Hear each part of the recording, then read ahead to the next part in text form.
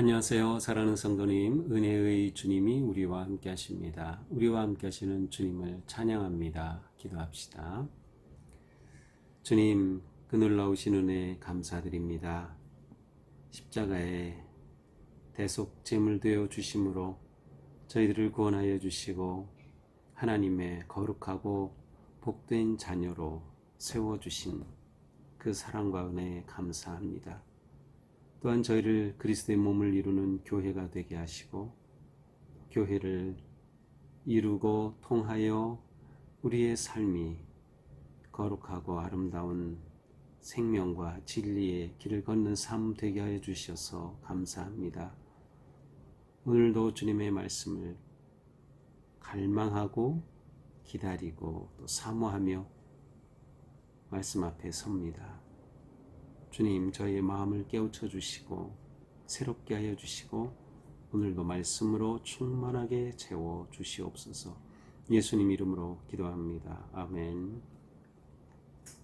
오늘 말씀은 에베소서 2장 11절에서 22절입니다. 그러므로 생각하라. 너희는 그때의 육체로는 이방인이요 손으로 육체에 행한 할례를 받은 무리라 칭하는 자들로부터 할례를 받지 않는 무리라 칭함을 받는 자들이라. 그때의 너희는 그리스도 밖에 있었고 이스라엘 나라 밖의 사람이라. 약속의 언약들에 대하여는 외인이요 세상에서 소망이 없고 하나님도 없는 자이더니 이제는 전에 멀리 있던 너희가 그리스도 예수 안에서 그리스도의 피로 가까워졌느니라. 그는 우리의 화평이신지라. 둘로 하나를 만드사 원수된 것 곧 중간에 막힌 담을 자기 육체로 허시고 법조문으로 된 계명의 율법을 폐하셨으니 이는 이 둘로 자기 안에서 한 새 사람을 지어 화평하게 하시고 또 십자가로 이 둘을 한 몸으로 하나님과 화목하게 하려 하심이라.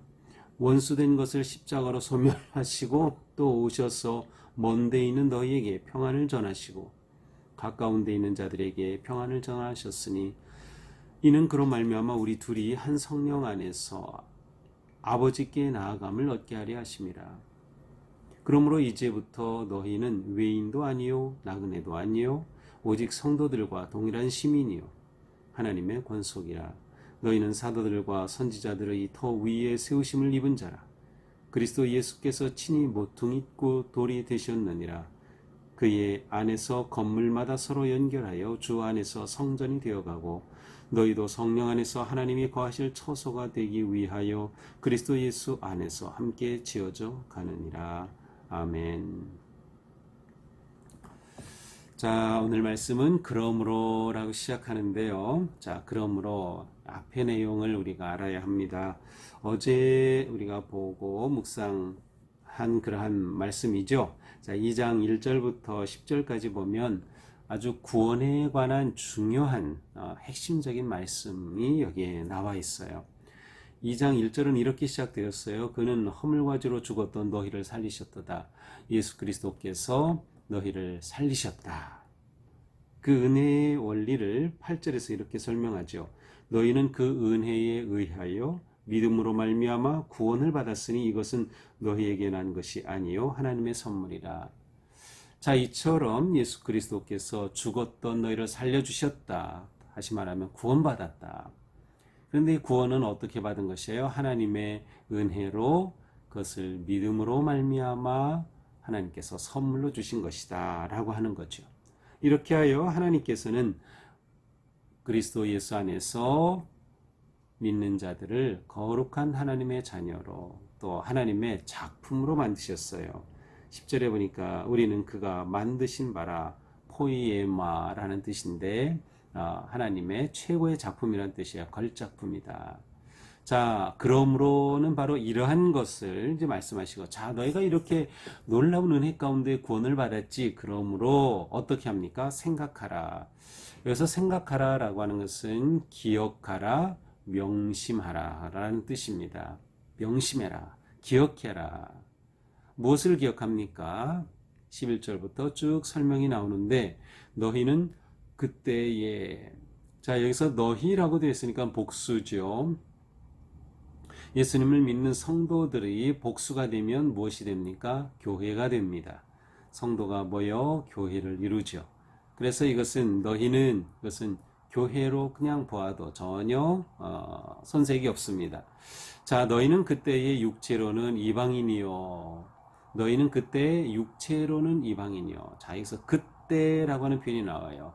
어떤 시기적으로 예전에 어떤 이전 예수 그리스도의 은혜로 말미암아 구원을 받기 이전에 그때에 또 12절에서도 그때에 반면에 13절에서는 이제는 이러한 표현이 나와요. 자, 여기서 바울은 그때와 이전이라고 하는 두 개념을 대조적으로 사용하면서 구원의 이 은혜를 설명하고 있는 것이에요.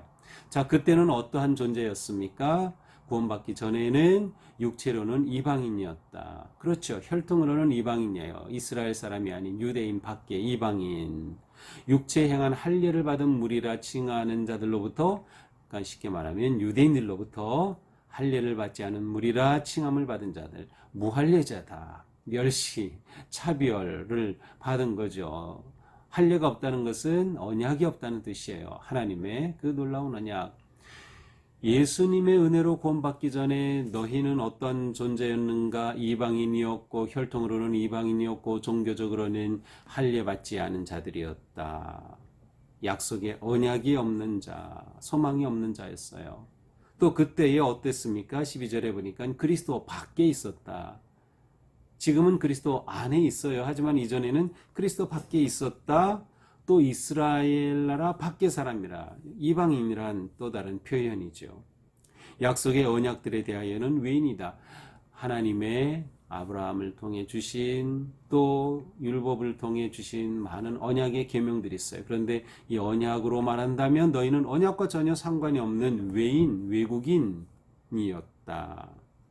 이렇게 되니 세상에서 소망이 없고 하나님도 없는 자이더니, 세상에 소망도 없고 하나님도 없는 그러한 존재였다. 언제? 그때 예수 그리스도 안에서 구원받기 전에.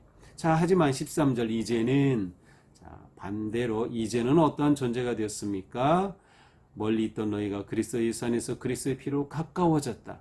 이전에는 하나님과 멀리 있었고 하나님의 사랑과 언약, 은혜 밖에 멀리 있었지만 이제는 가까워졌다는 것이에요. 14절 그는 우리의 화평이신지라. 자, 14절부터는 이렇게 우리가 이제는 가까워진 그 내용을 설명하고 있어요. 자, 그런데 이제는 우리가 어떻게 되었는가 하는 것이 13절로 끝나지 않고 19절에서도 더 나옵니다. 자, 19절에 보니까 그러므로 이제부터 너희는, 이제는 어떻게 됐어요? 외인도 아니요. 자, 앞에서는 이방인, 외국인이라고 했어요. 그런데 이제는 외인이 아니다. 나그네도 아니다. 오직 성도들과 동일한 시민이요. 그래서 성도들은 에베소 교회 성도들이 아닌 다른 성도들, 또한 예루살렘의 유대인 성도들을 의미하기도 하죠. 그러니까 다른 지역의 모든 성도들과 함께 어떠한 똑같은 동일한 시민이다. 어떤 나라 시민일까요? 그렇죠. 하늘나라에 하나님이 다스리시는 하나님 나라의 시민이다. 하나님의 권속이라. 권속이라고 하는 이 오이코스는 가족이란 뜻이에요. 가정, 가족. 자, 여기서 이렇게 바울은 두 개념을 대조적으로 설명하죠. 그때와 이제. 그때는 무할례자, 이방인, 그리스도 밖에 있었던 자, 언약이 없는 자, 아무 소망이 없고 하나님도 없던 자. 이제는 그리스도 안에 있는 자, 그리스도의 피로 성도와 함께 하나님 나라 시민이 된 자, 하나님의 가족이 된 자라는 거죠. 자, 어떻게 이러한 엄청난 변화가 일어난 겁니까? 어떻게 그때와 이제의 다른 그러한 모습이 생길 수 있었던 거죠? 바로 이제 그것을 설명하는 것이 14절부터입니다. 그는 우리의 화평이신지라. 그는 누구죠? 예수 그리스도. 예수님은 우리의 화평, 평화, 평강이십니다. 어떻게 화평을 이루셨어요? 둘로 하나를 만드사 원수된 것 곧 중간에 막힌 담을 자기의 육체로 허시고, 자기의 육체로 허셨다. 예수님의 십자가에 달려 죽으심, 돌아가심을 의미합니다. 예수님의 십자가에 죽으심을 어떻게 되었어요? 휘장이 찢어졌어요. 막힌 담이 무너졌어요. 다 허물어지고 소통하게 된 것이에요. 서로 통하게 되고 화목하게 되고 화평하게 된 거예요.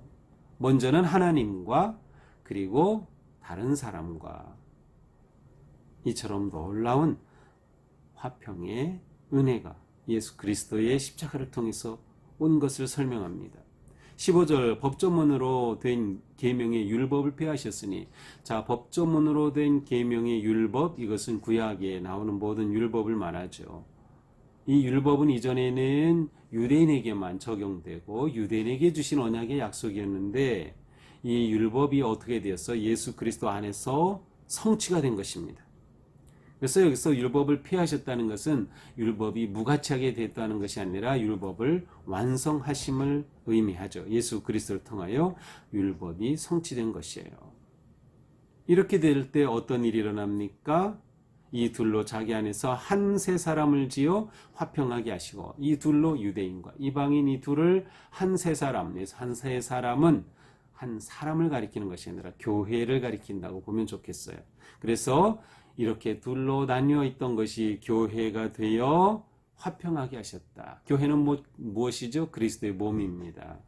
이제 오늘 본문에서는 교회를 또 다른 이미지로 또 설명을 해요. 뒤에서는. 자, 이렇게 우리를 화평하고 하나가 되게 해주셨다는 겁니다. 16절, 또 십자가로 둘을 한 몸으로 하나님과 화목하게 하려 하심이라. 원수된 것을 십자가로 소멸하시고, 자, 이 십자가가 가져온 화목은 특별히 하나님과 화목하게 한 거예요. 그래서 하나님과 원수였던 그 우리의 죄로 인해 하나님과 원수였던 관계를 깨끗이 씻어내시고 다 허물어 버리시고 하나님과 화목하게 하셨다. 자, 이것은 결국 십자가가 상징하는 것이죠. 십자가 위로는 하나님과 화목, 옆으로는 다른 사람들과 화목하는 거예요. 특별히 여기서는 이방인과 유대인이 십자가 안에서 하나가 되는 것이죠. 또 오셔서 17절, 먼 데 있는 너희에게 평안을 전하시고 가까이 있는 자들에게 평안을 전하셨으니, 예수 그리스도께서 오심으로 먼 데 있는 자, 이방인, 외국인, 먼 데 있는 자, 가까운 데, 유대인 모두를 다 똑같이 그들을 사랑하시고 평안을, 화평을 주셨어요. 18절, 이는 그로 말미암아 우리 둘이 성령 안에서 아버지께 나아감을 얻게 하려 하심이라. 자, 앞에서 나온 말씀의 의미의 확대죠. 하나님께로 나아가게 된 것, 어떻게 가능했어요? 예수 그리스도의 십자가로 하나님께 나아갈 길이 열린 거죠. 막힌 담을 허셨기 때문이죠. 이렇게 하여 하나님과 화목하게 된 것을 말씀하고 있어요. 화목의 결과 하나님께 나아갈 수 있게 된 것이죠. 그러므로 19절, 아까 우리가 본 말씀이에요. 이제는 너희가 외국인이 아니다, 이방인도 아니다, 나그네도 아니다, 모든 성도들과 함께 하나님 나라의 백성이고 가족이다. 20절, 너희는 사도들과 선지자들의 터 위에 세우심을 입은 자라. 그리스도 예수께서 친히 모퉁이 돌이 되셨느니라. 자, 20절부터 22절까지는 교회를 어떤 건물에 비유하여 설명하고 있어요. 그런데 이 교회의 터는 무엇입니까? 사도들과 선지자들이라고 하는 터 위에 세워진 거예요. 선지자들은 구약과 구약의 모든 예언의 말씀들을 의미하죠.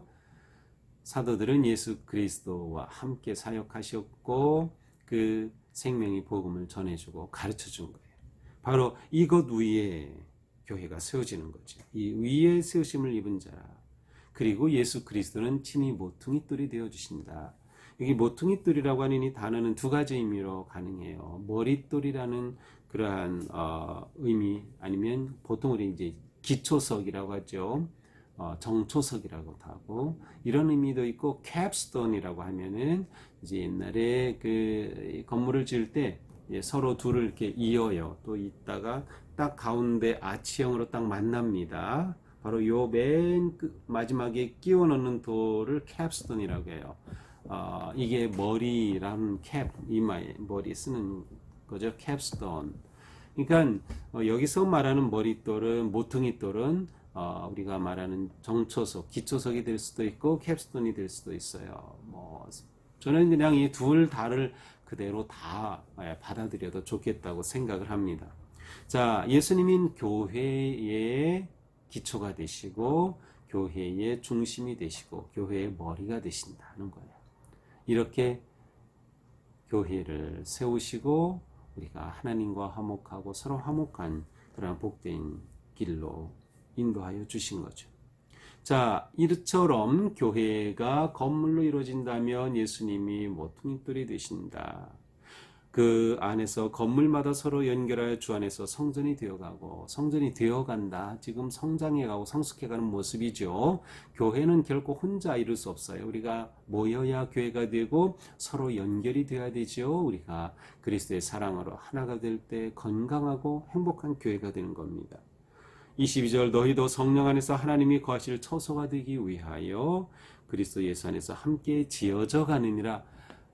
교회에는 누가 계신가? 하나님이 계시지 않는다면 교회의 모든 것은 잃어버린 것이죠. 그래서 교회에 하나님이 거하실 처소가 되기 위하여 지어져 간다. 이것은 현재 진행형입니다. 지어져 가고 있는 겁니다. 우리는 그냥 인간이 아니라 하나님 안에 거룩한 존재가 되어져 갑니다. 저는 이제 이런 것을 인간을 영어로는 human being이라 그래요. 인간 존재란 뜻인데 human becoming, 인간 되어가는 존재라는 그러한 표현을 저는 사용하곤 합니다. 어쨌든 우리는 그리스도 안에서 이렇게 지어져 가고 있다.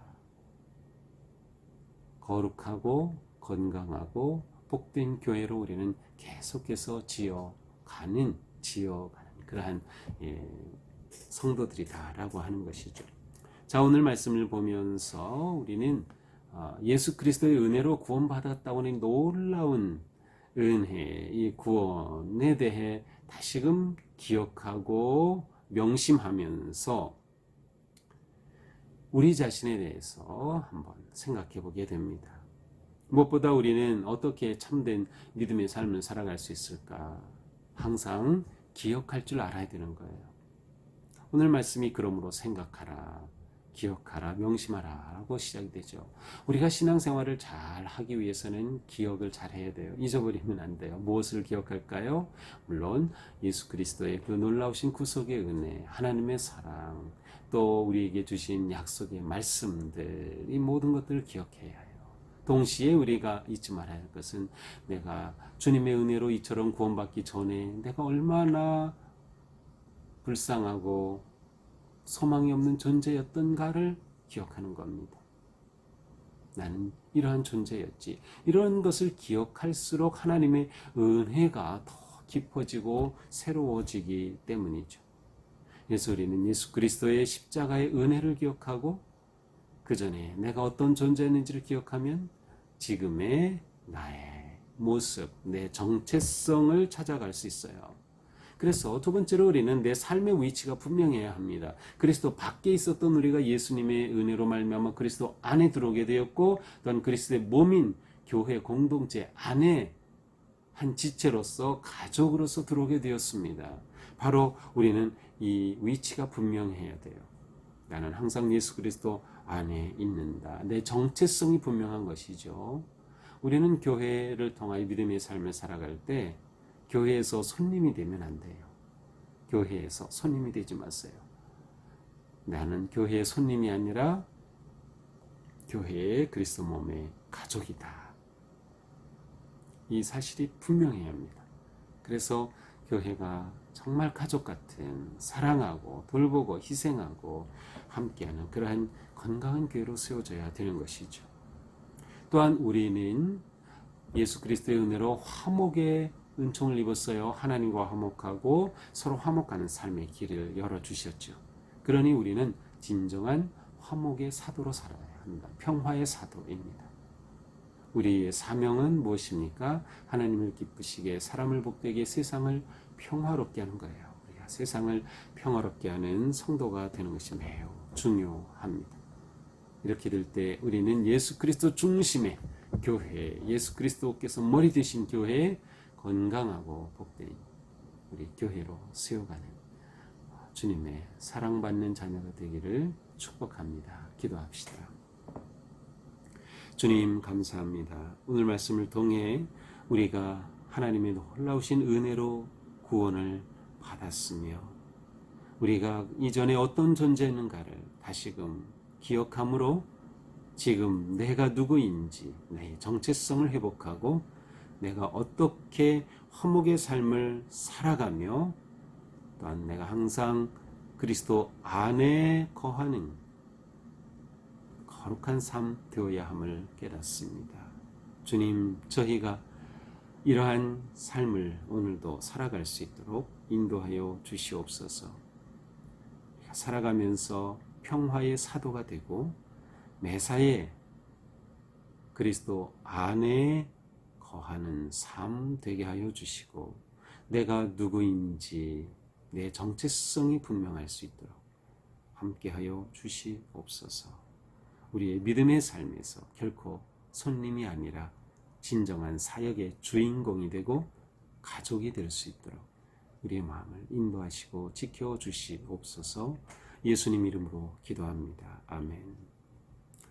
네, 오늘도 주님의 은혜 안에서 우리의 삶이 그리스도 안에 거하는 복되고 거룩한 삶 되기를 축복합니다. 사랑합니다.